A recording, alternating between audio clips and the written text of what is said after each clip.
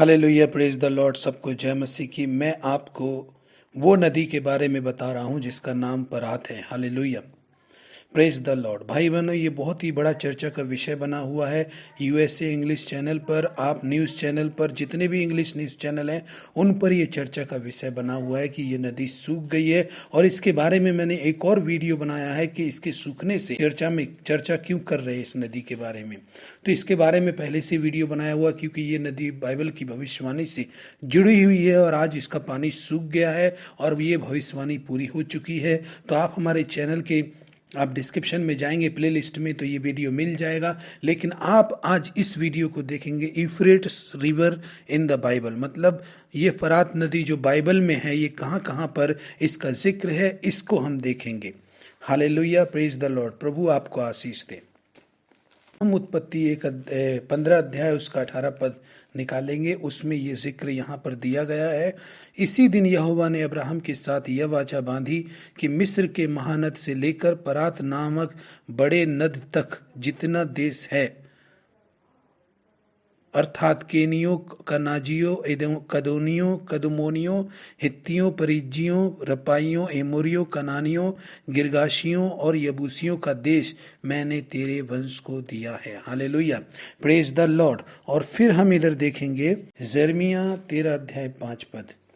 यहोवा की इस आज्ञा के अनुसार मैंने उसको फरात के तट पर ले जाकर छिपा दिया। भाई बहनों, यहाँ पर यिर्मयाह को परमेश्वर ने कुछ बातों को समझाने के लिए बोला कि एक लुंगी खरीद ले और मोल लेकर वो लुंगी अपनी कमर में बांध ले। और फिर दूसरी बार जब परमेश्वर उससे कहता है कि अब उस लुंगी को उतार के जो तूने मोल ली है, जो तूने अपने कमर में कस ली है, उसको फरात के तट पर ले जा और उसको वहां पर छिपा दे। तब यहोवा की इस आज्ञा के अनुसार मैंने उसको फरात के तट पर ले जाकर छिपा दिया, ऐसा यिर्मयाह कह रहा है वचन में।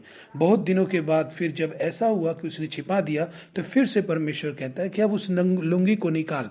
तो उसने छिपी हुई लुंगी को जब निकाला तो वो बिल्कुल खराब हो चुकी थी।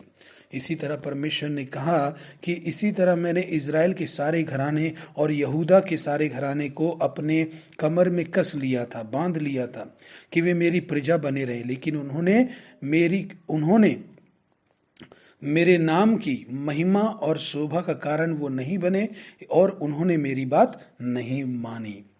तो यहाँ पर यिर्मयाह भी इसका जिक्र करता है। व्यवस्था विवरण 11 अध्याय 24 पद। इसमें वचन कहता है, जिस जिस स्थान पर तुम्हारे पांव के तलवे पड़े वे सब तुम्हारे ही हो जाएंगे, अर्थात जंगल से लबानोन तक और परात नामक महानद से लेकर पश्चिम के समुद्र तक तुम्हारी सीमा होगी। यहाँ पर भी परात नामक नदी का क्या है, जिक्र किया गया है। और हम लोग व्यवस्था विवरण 1 अध्याय 7 पद यहाँ पर देखेंगे। इसलिए अब यहाँ से कूच करो और एमोरियों के पहाड़ी देश को, और क्या अराबा में, क्या पहाड़ों में, क्या नीचे के देश में, क्या दक्षिण देश में, क्या समुद्र के किनारे, जितने लोग एमोरियों के पास रहते हैं उनके देश को, अर्थात लबानोन और पर्वत तक और परात नामक महानद तक रहने वाले कनानियों के देश को भी चले जाओ। यहाँ भी परात नामक महानद का जिक्र किया गया है। Hallelujah, praise the Lord. और भाई बहनों, 46 अध्याय का 10 पद में इस नदी के बारे में क्या जिक्र है, यहाँ पर जिक्र है, क्योंकि वह दिन सेनाओं के यहोवा प्रभु के बदला लेने का दिन होगा, जिसमें वह अपने द्रोहियों से बदला लेगा। तलवार खाकर तृप्त होगी और उनका लहू पीकर छक जाएगी, क्योंकि उत्तर देश में फरात महानद के तट पर सेनाओं के यहोवा प्रभु का यज्ञ है। यहाँ पर भी परात नामक महानद का जिक्र किया गया है। तो यहाँ पर भी हम देखते हैं, और पहला इतिहास 18 का 3 में देखते हैं हम। पहला इतिहास 18 का 3 में ये कहता है, फिर जब सोबा का राजा हदरेजर परात महानद के पास अपना राज्य स्थिर करने को जा रहा था, तब दाऊद ने उसको हमात के पास जीत लिया। यहाँ पर भी जब सोबा का राजा जा रहा है तो महानद के पास, वही परात नामक महानद के पास अपना राज्य स्थिर करने को जा रहा था। यहाँ पे परात नामक नदी का जिक्र किया गया है।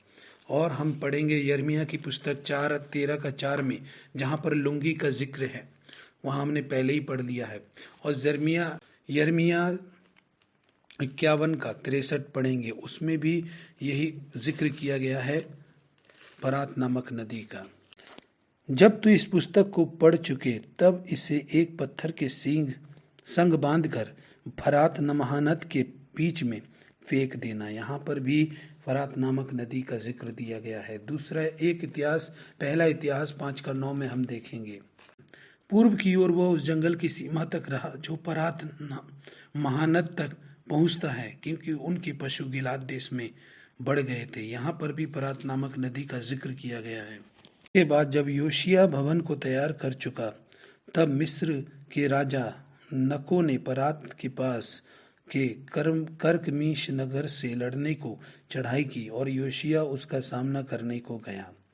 यहाँ पर भी फरात नामक नदी का जिक्र किया। ये है दोस्तों फरात नाम की नदी का जिक्र कहाँ कहाँ किया गया था। हमने देखा प्रकाशित वाक्य 16 अध्याय का 12 पद में भी किया गया है, यिर्मयाह 13 का 4 और 5 में भी किया गया है। हमने ये सारी बातों को देखा। ये नदी एक ऐसा स्थान है कि बाइबल में जिक्र इसका किया गया है और इसको फरात नाम की महानदी कहते हैं, जो आज सूख गई है। और इसके सूखने से जो लोग बाइबल पढ़ते हैं उनके अंदर ये हलचल मच गई है कि ये सूख गई है और इसका चिन्ह प्रकट हो गया है और ये भविष्यवाणी यहाँ पर पूरी होती है। और ये जितने लोग बाइबल के बारे में जानते हैं वही समझ सकते हैं कि फरात नदी क्यों सूख गई है और इसके सूखने का कारण क्या है और इसके सूखने के बाद क्या होगा। भाई बहनों, इसी के साथ मैं आपसे विदा लेता हूं। सबको प्रभु आशीष करे। जय मसीह की। अगर आपको ये वीडियो अच्छा लगा हो तो आप हमारे चैनल को सब्सक्राइब करें ताकि आने वाले वीडियो आपको मिल जाएं और नोटिफिकेशन बेल को ऑन कर दें ताकि हमारे हर वीडियो आप तक पहुंचने पाए। प्रभु आपका आशीष दे। जय मसीह की।